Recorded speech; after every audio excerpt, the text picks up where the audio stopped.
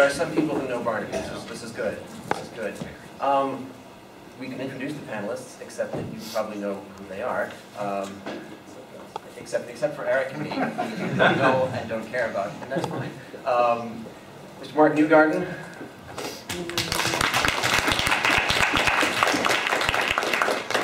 And Daniel Krause, who is also the designer of the Panelist Barnaby.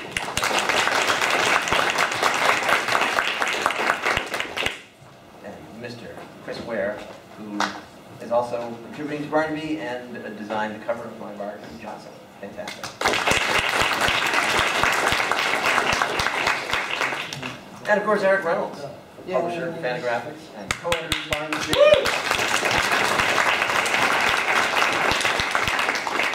And I am that other guy, also known as Philip Nell, and I wrote the biography of Barnaby Johnson. And I'm co-editing Barnaby with Eric.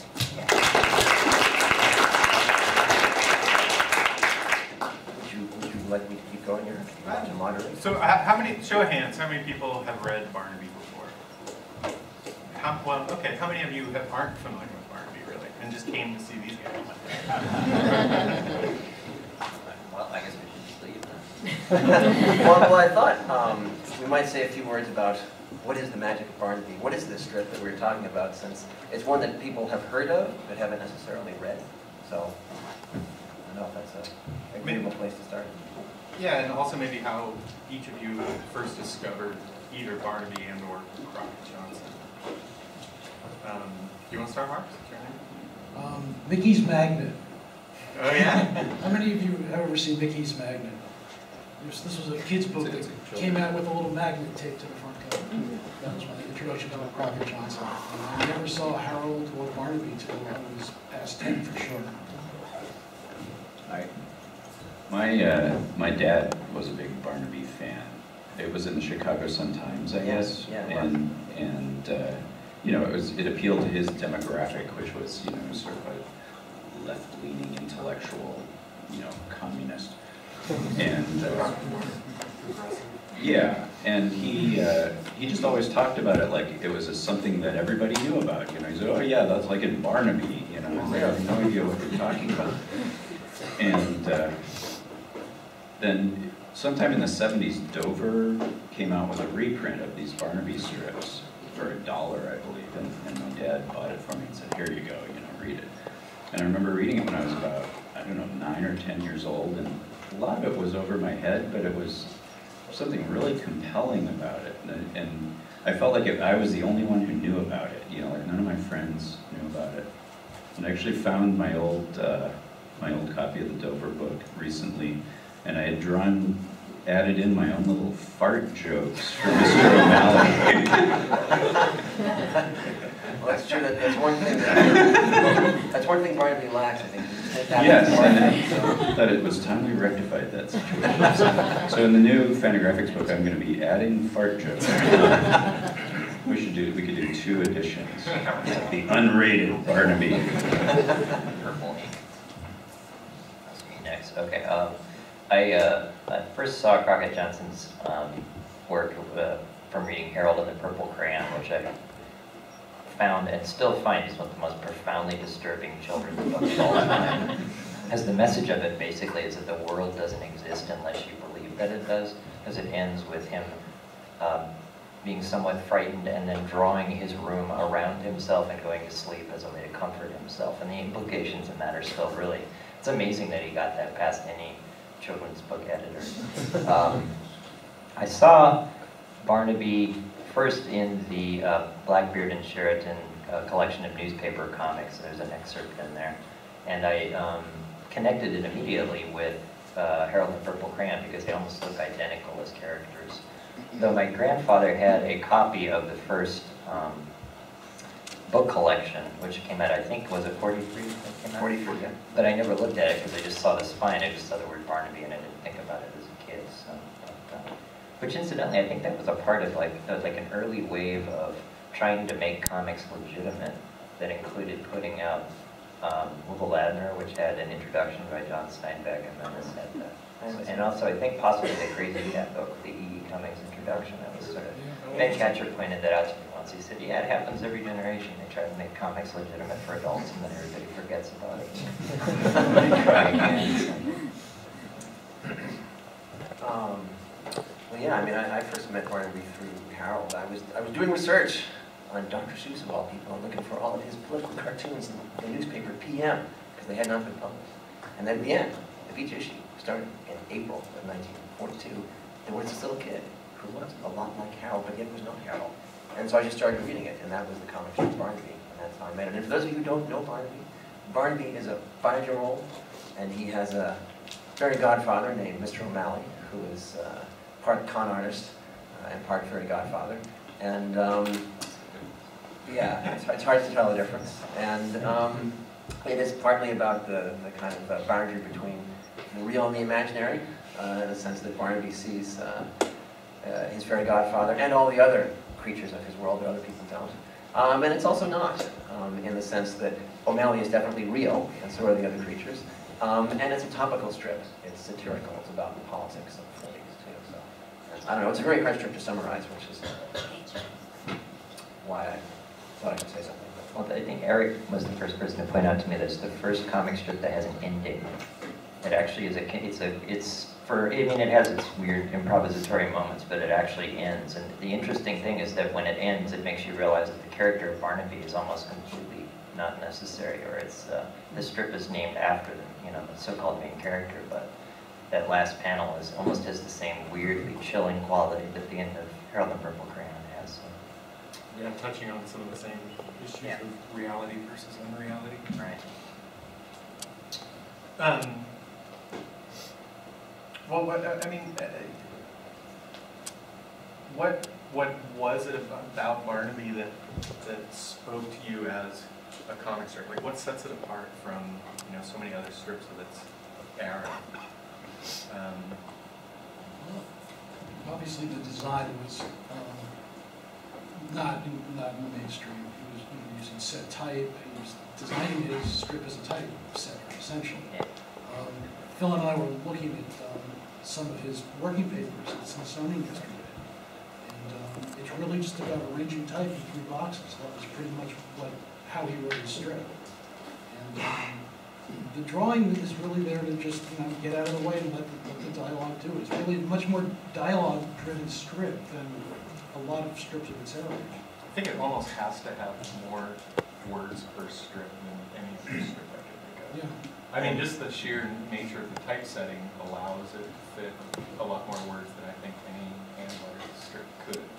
And the person, one person who did inking for him in the 40s, I talked to about it, and he said that Johnson would literally draw the speech balloon and be composing in his head words that would exactly fit. So, I mean, he actually composed the language of the strip, kind of like a poem, in the sense that it had to be a precise number of characters to fit in that particular balloon. And he did this all usually between midnight and 6 in the morning, when it was due. That's when he said to do a whole week, or in a couple of nights in a row, or the night before. Yeah, I mean, it violates every rule I would say that is sort of applies to all other comic strips. I would usually, when you have a character saying blocks of text in a word balloon and they're just standing there, it gives the impression of a frozen person standing in the same position as they say this entire monologue, and yet somehow he's able to make it work, though. Yeah. But there's something, I think the drawing is, it's easy to sort of undersell it, but there's something so perfect and so charming about it. And Barnaby is I feel so connected to Barnaby for such a simple character, and to his parents. You look at his mom, she's so drawn so simply, and yet you know exactly who she is, just from the first time you see her. And that's something you can't, you can't imagine how you would figure that out. You have to just sort of, he knows who these people are, and it's somehow getting into that very simple line. Well, if you think about the strips and what was going on in comic strips in the early 40s, it's really when the explosion of this kind of adventure-type strip was getting popular, with Terry and the Pirates and Roy Crane before that, and and even superheroes in comic books. And what Crockett Johnson was doing something so pictographic and simple, where the drawings themselves live on the page. The drawings are the characters. They don't even necessarily stand in for real people. It is its own thing. There's very few comics that come to that level of almost metaphysical truth, like Peanuts maybe and Crazy Cat would be the other couple of examples. That's what still attracts me to the strip. And Mark pointed out very aptly yesterday that the look of the strip couldn't have existed without George McManus's bringing up Father, that sort of straight on, simple, straight line, perspectiveless kind of drawing, not an attempt to draw something that looks real, but that feels the way that we remember it more than anything. It's like language on paper.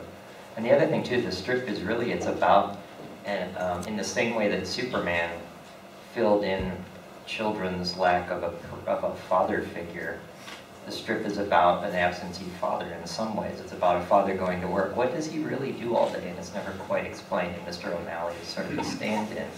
And the strip is really about a child's attempt to kind of understand what these adults do all day, particularly the dads. So, at least you can't say that's what it's about, but it's certainly one of its themes, I think. So.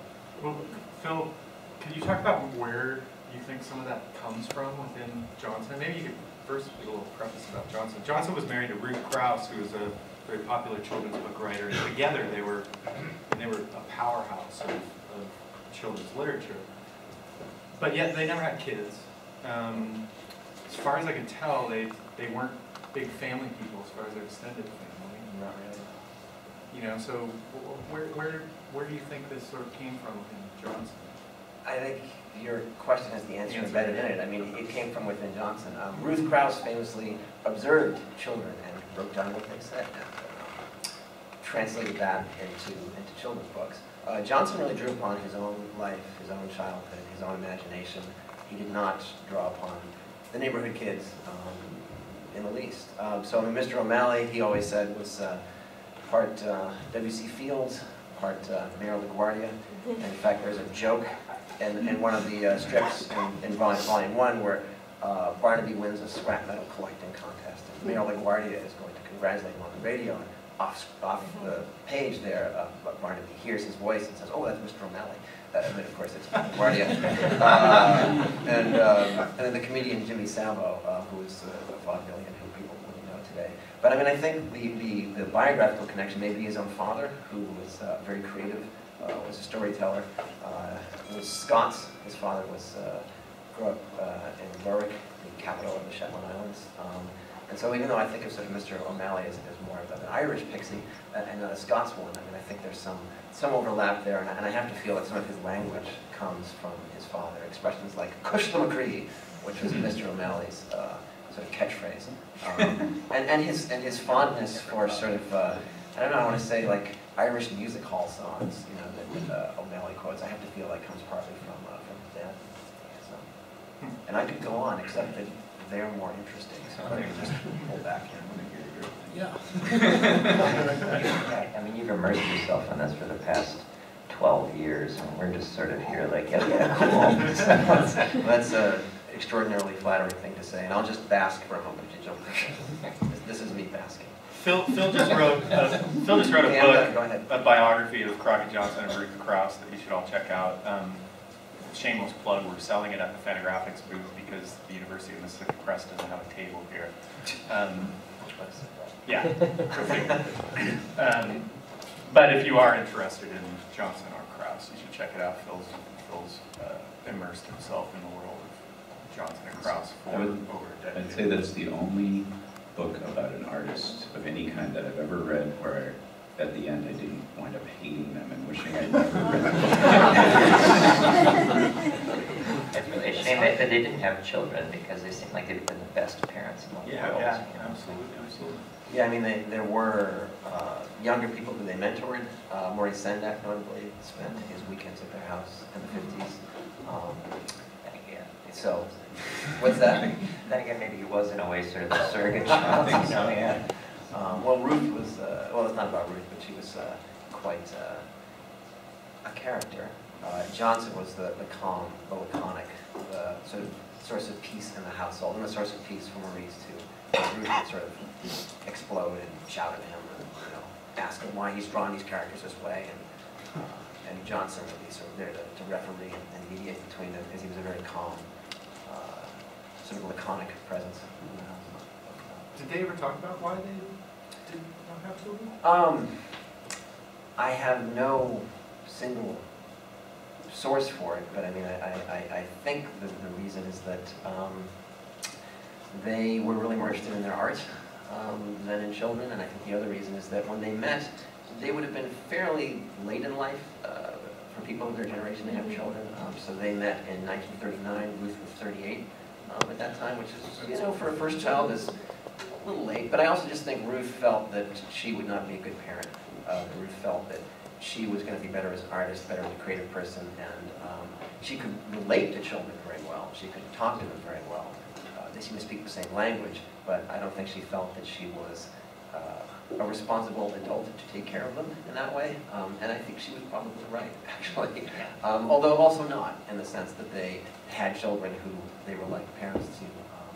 So that's, yeah. But I mean, as you know, many famous artists and writers for children had no children. Dr. Seuss had no children of his own, right? Sendak had no children of his own. Beatrix Potter had no children of her own.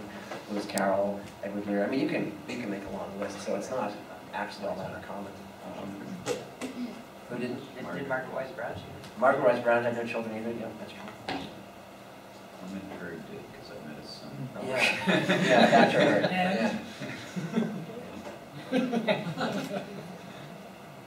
Should we add, does anybody have any questions they Or want to I ask? can ask more questions. Well, you can too. I don't know how much we're doing on time. We have lots of time. It's only been 5 minutes. Well, I mean, I'm interested. I mean, so the panel is called Crockett Johnson's Barnaby and the American Clear Line School, and yet none of us have used the words clear line in our conversation so far. And so you may be wondering, why in the heck is it called that? And would you please get to the point? So I thought we might talk about what is the clear line, where does it come from, and I don't know, who are kind of the important figures in that, just to help people. I know that you, Chris, have said William Williams is kind of the originator, is that right? No, I wouldn't call him an originator. I mean, he's certainly, I think he was definitely an influence on Crockett Johnson. Even if you compare Williams' signature to Crockett Johnson's signature, they look almost identical. It's like he, stole it from him.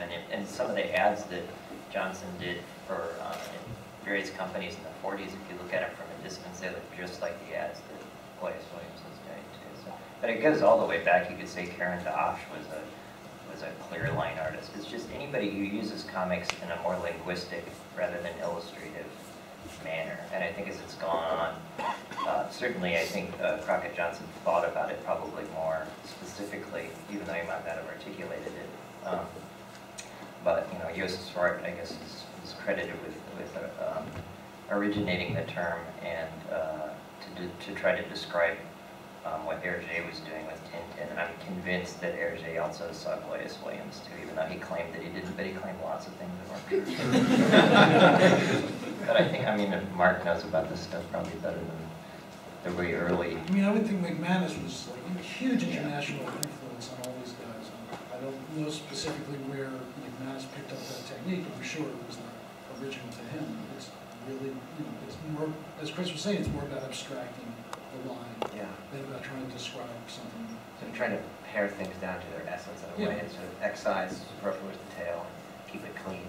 I don't know if that's true. It's about making pictures into words, basically. Yeah. It comes down to. And like what Mark already said about taking a typographical approach to the comic strip, that's what he was doing here. It is typography on the page. It just has to be pictures. Can you say more about turning pictures into words? Because this strikes me as earlier you said that somehow the characters, actually both you and Dan, some of the characters just kind of spoke to you, but they seemed very real, very concrete, even though they should have looked sort of static, they should have looked lifeless, but they didn't.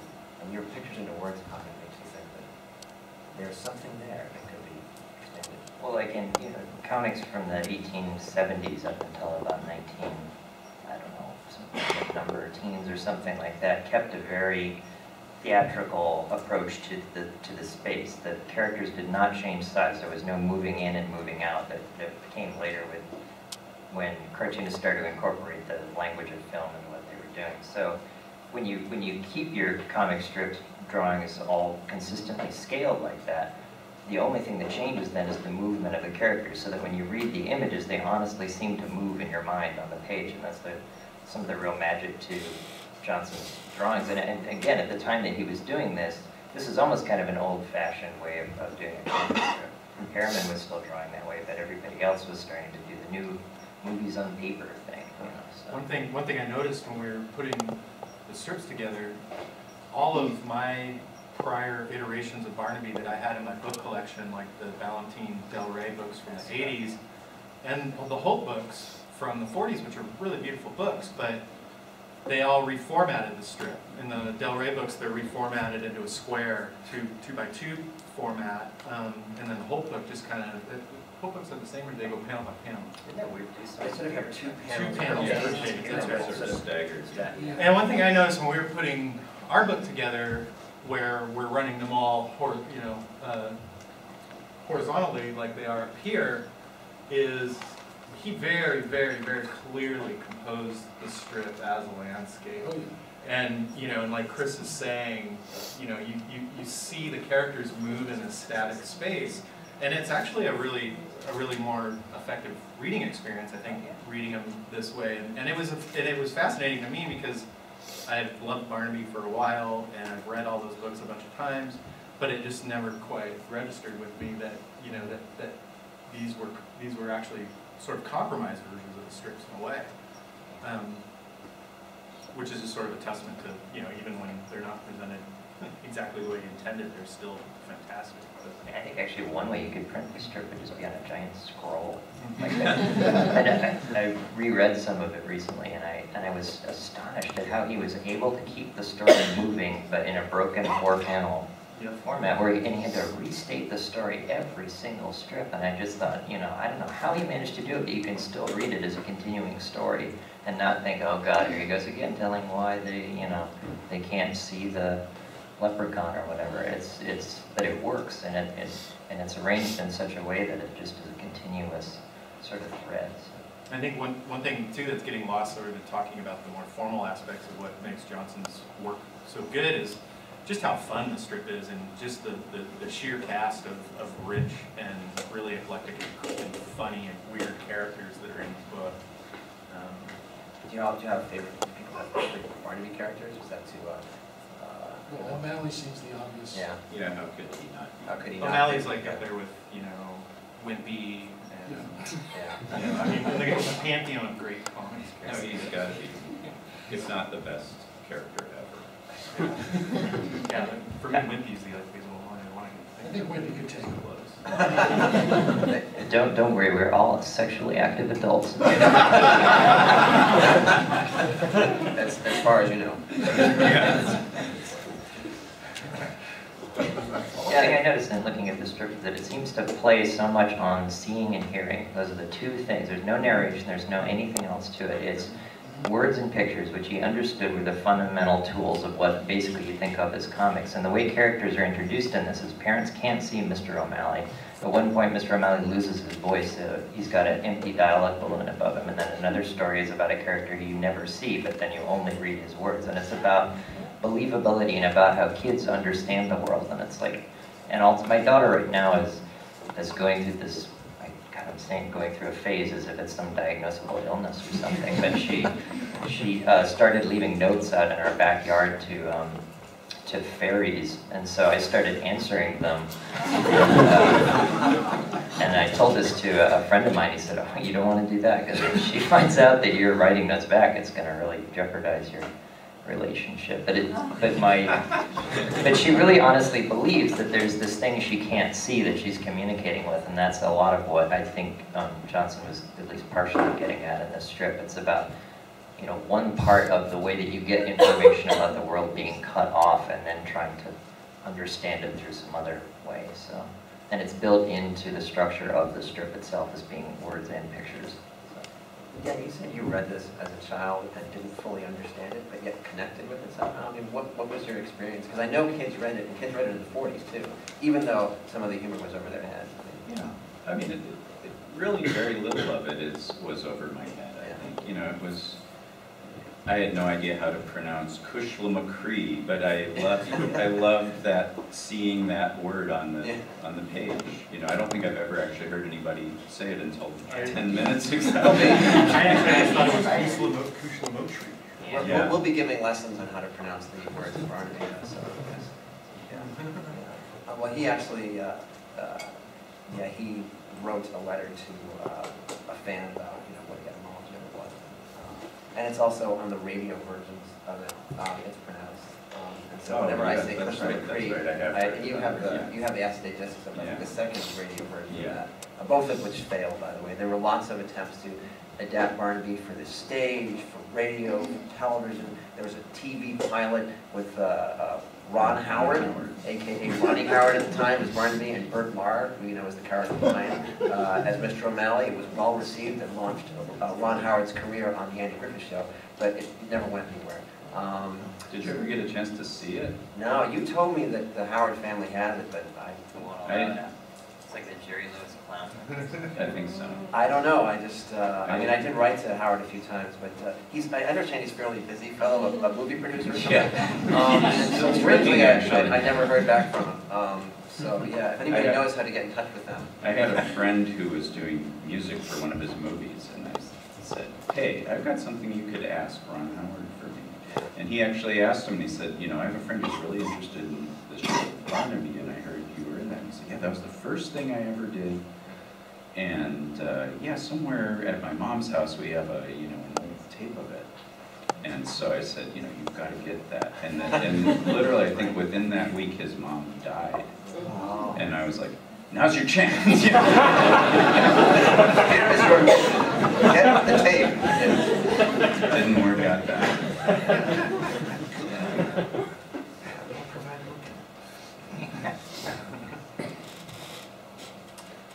Well, I mean, we can ask more questions up here, or it's possible that the patient people in the audience have questions as well. Do the patient people in the audience have questions? Why, yes? Can you talk about the font? Futura. Yeah, the whole thing is set in Futura. That seems it's always seemed very period to me, but because I'm not one of you guys, I don't know why I think that. Well, it was designed by, I know far too much about this, so people should just start to glaze over and nod off as you need to, and I'm not offended. It was designed by a German typographer what's his name? I just lost it. Well, anyway, it was designed in the 20s. No, that's not his name. It's the strangest darn thing. I have that in my head usually. It didn't come out. Think of it later. We'll think of it later. But yeah, it's a very modern type design, modern in the sense of modernist. You know, I think it's sort of an ancestor of Helvetica. It's a typeface that is very like Johnson's style. You know, it's very pared down. It's a sans serif font, and it's kind of the font version of Clear Line, is the way I see it. It's the typography version of Clear Line font. So I think that's why. I mean, what strikes me is nobody else sets their strips in type. And more to the point, when they do, it almost never works. Phil, would it be fair to say that he actually wrote in Futura? Yeah, I think he did. We were looking at, for some of the later strips where he wrote but had someone else do the art, he'll draw the dialogue, and his own hand is so precise, it's almost like he's writing in the future. Absolutely. It's kind of astonishing that someone could letter with such precision for something that wasn't even going to be published, right? This was to guide the person who was going to do the art for these later strips, and you're looking at this going, holy cow. Well, he's probably specking the type. Yes. Yeah. You know. Yeah, I think so. Is that a term that even exists anymore? Specking? Probably not. Gone with my hair. Sir. Do you know what size Johnson drew at and what tools he used? Funny you should ask. Do you want to talk about that? We were just looking at these yesterday. What would be a rough...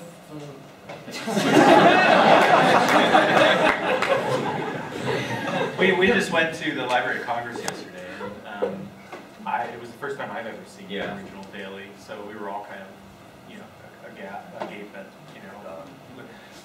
Well, one thing that was interesting was, you know, not so much the size, although I actually would have thought he drew much larger. Most old strips from those days are, you know, like Peanuts Daily strips, you know, more like this. He was more like this. 25%. Given the clarity of the strip, I sort of assumed it, you know, was larger, and he reduced it. So that was really interesting. And it was also interesting the paper that he drew. Yeah. He drew on what was more or less just like thin type paper, which led, I think it was you that speculated maybe he lightboxed or. Yeah. But Well, yeah, it I was think interesting. maybe you could trace it to something. Yeah. It's like thin enough. Yeah. And there was very little, you know, underdrawing on the originals. They were very clean. I mean, you see a little bit of some here. It's some kind of a pen line. I'm not sure we identified. No. My guess would be a radio pen, which is this really super stiff. I'm sorry, I took a piece of candy. It's really poor form. I apologize. It's a really, yeah, right. Stiff pen that has absolutely no possibility for expression in it, which probably really reassured him because I don't think he wanted that in the line at all. So you can still find him in antique stores and stuff. I've got a few, but oh wow, look at that photo taken yesterday.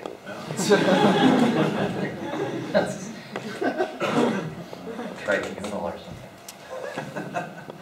Why is there a circle around Barnaby on that? Mark has We a were theory. talking about that, I'm assuming it's for a later reprint for the books, that they were statting that part of it and pasting that somewhere else. Because the Halt books were all redrawn. He took what he felt were the best strips and then redrew them and also refined the dialogue and did things to show you the level of detail he was interested in. Atlas, who is a mental genius and is therefore the same height as Mr. O'Malley, calculates everything on a slide rule, which is an early version of a calculator, for those who are familiar, and speaks a lot in formulae, mathematical formulae. And he, in the strips, the formulae don't really mean anything. But in the books, they do. If you reduce the formula, it actually spells things. So Johnson actually worked out for the Halt books mathematical formula that if you solve it, it says something. So that's kind of the level of detail he was interested in. He was very interested in math. That's one of his many, many hobbies. He's an enormously smart guy, and one of the challenges of writing about him is I am not as smart as he is. And so writing about some of what he did was a challenge for my small brain. Anyway. If that's getting typeset in Futura, then, I mean, if you're scripting it or doing it in advance and you're doing it in pencil, you can kind of punch stuff, or even if you're doing it in ink, but this has to get typeset by someone. Right. Before it's printed down. Was he doing that himself? Not for the ones in the 40s. When he redid it in the 60s, he actually got a little machine that would allow him to do the Futura type himself. But in the 40s, that was getting typeset and then paste it in after the fact. Did he just have to be really sharp on his scripting? He couldn't edit anything later because of the turnaround time? Or? Pretty much, yeah. Because he was usually working right at his deadline. He tended to start working at midnight and then, go to bed at 6 in the morning and then get up for lunch, breakfast at around noon. And would sometimes give the strips to a neighbor to take in to the PM Syndicate, having just finished them. Take them into the city because he lived in Connecticut, and so they would take them to New York. So they would paste in the stats of the text, and he wouldn't even see that? I'm not sure about that, to be honest. I would guess he did it himself. I would guess that he would have done it himself too, just because of his own kind of precision and perfection. Yeah, but I can't Are they confirm. shipping the typeset scripts up to him at the beginning of the week or something, and then he's going around them? I would bet there was probably a local typesetter that did it himself. Could have been. It's Yeah, I'm not sure. It's early photo typesetting, which is pretty innovative at that point, I think. And I bet he wrote it out and got the type and drew the strip around it. So, Maybe the local paper did it. and that's possible. Yeah, Which is, because back then they still would have been using, most papers would have been using paper matrices for their plates. Probably was still letterpress, so this is more sophisticated. Yeah, it's not nice. I mean, since he was a typographer himself, I just have to feel that he was able to think with that kind of precision in his own way, and so the kids' books and stuff. yeah. One of the documents we saw yesterday was a letter from the syndicate basically kicking his ass, 1 or 2 weeks of Right. strips Right. tomorrow. Yeah, late again. Yeah. Nice. Yeah, and I have another slide in here if I bounce ahead a little bit that shows you what has happened to some of these strips because, you know, the dialogue has sort of fallen off in the story. So that's what some of the strips look like. And you had Mickey Mouse along with you there?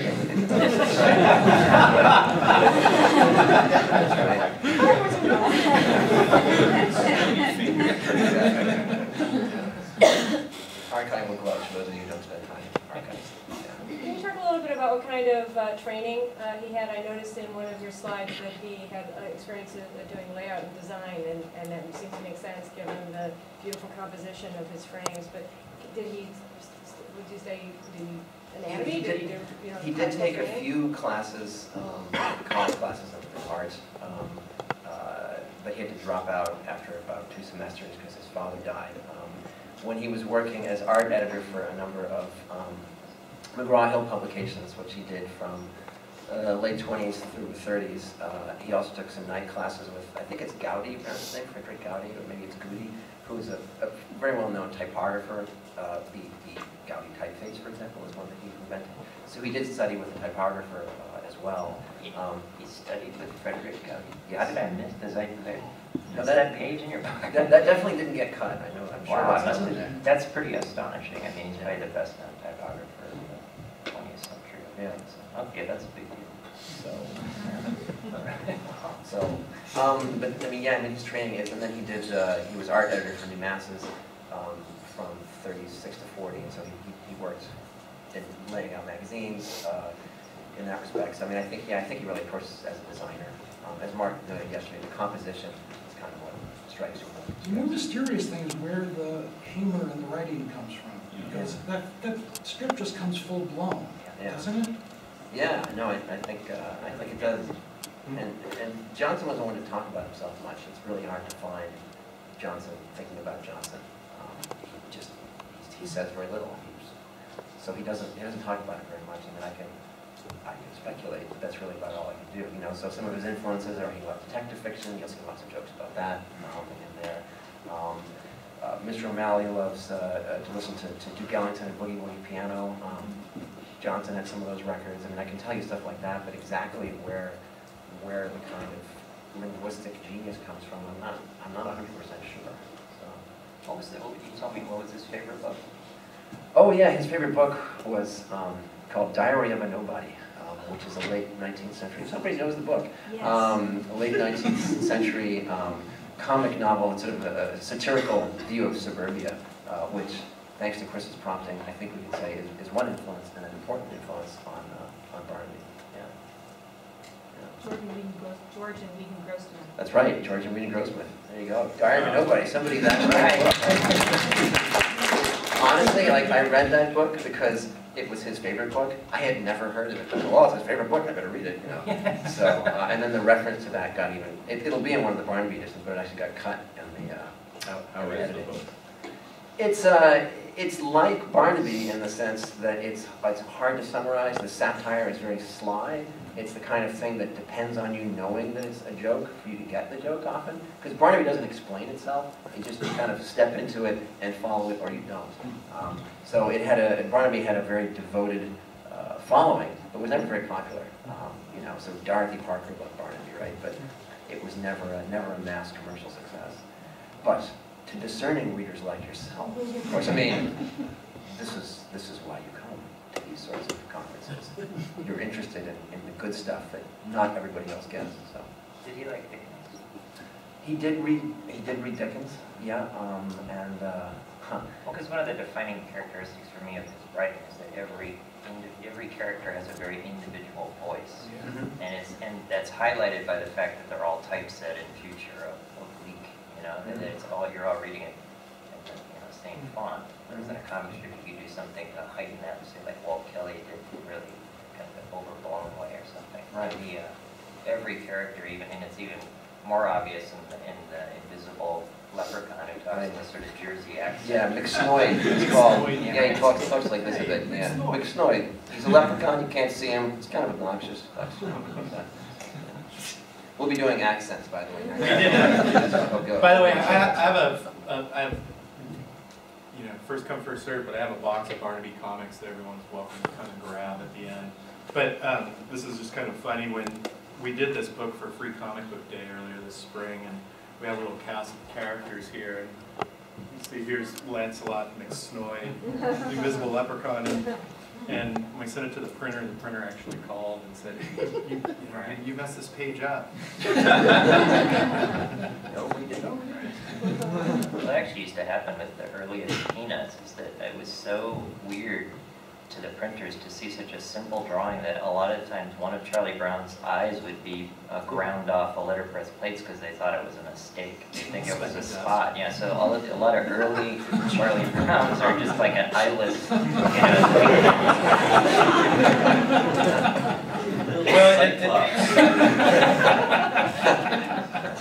And that actually raises the point too that I think Schultz was definitely influenced by Johnson. I mean, There's so there many similarities. There's a lot of talking differences. dog, but basically. yeah. Clearly. Never met. Did you find the evidence of that? I don't have any evidence of them ever meeting. But Schultz was on the record as being. Yeah, in one of the interviews he touched on it. Yeah, and he blurbed the Del Rey reprints too. That's right. So, yeah. Anyone? Sure. Yeah, I'm struck by the minimalism in these pieces, and if you're going to claim him as kind of an American Liam Clare style, I guess it's the lack of backgrounds that really kind of leaps out at me. And even someone like McManus would do wonderful, cityscapes or wonderful interiors, and it's I guess if you could talk a little bit more about his backgrounds and how. Was that clearly just not something that he was interested in, or what is the effect of the minimalism or the lack of background? Well, I mean, I think it's kind of what Chris was talking about. It communicates what it needs to communicate, no more, no less. And again, another influence on Schultz, I think, was very similar. You could articulate that. I mean, I'm talking too much here, but I think the backgrounds and the figures to me actually seem perfectly balanced. It seems like an entirely democratic way of approaching it. It's just enough information they're presented as a flat mental memory of what something is. And sometimes has a really profoundly, weirdly existential effect. Like I remember a couple of panels where there's a dialogue balloon and then a dead tree in between the two of them. And if you put anything else in there, it would ruin it. He was a bit, what he did. But he knew what he was doing. It was, if you put any more information in there, it would have cluttered the strip and turned it into an illustration. This is not illustration. It's not drawing pictures of things. So it would have made the strip worse, I think. So anytime you see his work colored, it just doesn't work. It has to be black and white. Because it has to be about words. I mean, Johnson himself claimed he was the laziest man in the world and that he didn't like drawing. You could attribute his minimalism to that. I don't know, but that's what he said about himself. He said he was lazy. That doesn't look lazy to me, but anyway. Sir? You mentioned that eventually he phased out the drawing and was just writing it. Can Yeah. you tell us when that occurred and whether the individual who took over, if we know them from any other projects later on or anything? Well, yeah, I mean, I can give you the dates, and I hope other people can say more about the individuals. I know you met. Didn't you meet Jack Morley? I met Jack Morley when I Yeah. was a teenager, yeah. So in December 31st, 1945 is the last strip that has Johnson's name on it. From that point until, I think it's September of 1947, Jack Morley is drawing, and Ted Farrow, who wrote the radio serial Lorenzo Jones, I think it was called, he did the dialogue, and Johnson stayed on as a story consultant. And Johnson is more and less involved in those strips. Sometimes you can clearly see he was more just a consultant. Other times it looks not quite Johnson-y. Although Morley is very good at mimicking Johnson's style. He's amazing. And then from September of 47 on, Johnson's back, and he does the words, and not only does the words, but actually provides very specific drawings and layout for the person doing the art. So he's clearly having someone else do the art, but also do it my way. I mean, he's clearly kind of figured out how it's going to look. But Mark, you met Jack Morley, right? I met him, I was a teenager, took an animation class at the new school, and Jack Morley was enrolled in this class. He had gotten a job making. And how old was he? He would have to have been mid to late 60s. He was old. He'd gotten a job doing an animated short for AA. Had no idea about animation. And decided he was going to take the course and learn how to animate to do this job. And he did not last out the semester. Oh. It's amazing though, he is the most impeccable, you know, I mean, a lot of strips have people take them over. And the seamlessness between the two is about as good as any strip I can think of. Yeah. Sure, yeah. It's because it's not about his hand gesture, it's about. It's a system, yeah. Linearity, yeah, the right system. But it's still not at all easy to do No, that. right. Yes, sir. I'm not sure I can frame this question well. Seems to be a man who is pretty introvert and very political. Did he at all in his cartoons deal with the deterioration of society, poverty, things like that? Yes. I mean, everything you said is accurate. He was somewhat shy, or he came across as somewhat shy, although he would also be the person who would make this sort of wry aside that would break up the room. But he was not sort of the person to be kind of out on stage exactly. Ruth was much more a big personality. He was a bit more reserved, a bit more laconic, and a bit more of an observer, I think, of what was going on. But when in conversation, he could be quite hilarious, and often with a kind of deadpan humor to his delivery. Well, you don't get much more left wing than he was. I mean, I could name some people, but yeah. Yeah, it's, I mean, so Stalin. yeah. So I mean, so New Masses, which he was art editor of, was a communist weekly, and he was certainly a communist with a lowercase c in the 30s, if not an uppercase c. So he was. That's when communism was cool. Well, yeah, and lots of artists were, right? So some of the other contributors to New Masses were Ad Reinhardt, who later became an abstract painter, but was also a great cartoonist. Sid Hoff, who you may know from Children's Books, Dinosaur, or his New Yorker cartoons, right? I mean, there were lots of folks who were sympathetic to the cause that you'd think, really, Sid Hoff, a communist? Definitely, definitely, and he has a big FBI file to corroborate that. And how often? So, I think we're running out of time, so maybe just one question and then wrap it up. What do you think? Sure. I don't know. I see somebody up here in the middle, the woman here. Yeah.